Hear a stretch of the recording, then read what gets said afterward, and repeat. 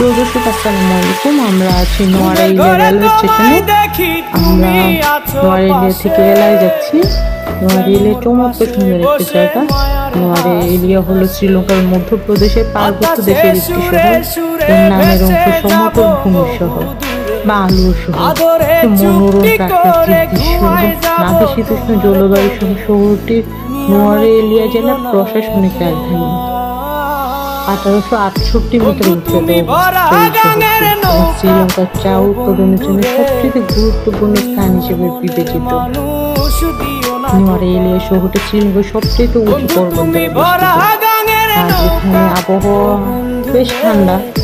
দিনের বেলা একটু গরম লাগলেও রাতে সন্ধ্যার থেকে প্রচুর ঠান্ডা পড়ে। এখানে নাতিশীতোষ্ণ বলা যায়, আবার আপনি শীত প্রধানও বলতে পারেন। এখানে আসলে ভালোই ঠান্ডা। আর যখন এলাকাতে যাবেন তখন তো ঠান্ডা আরও বেশি বেড়ে যায়।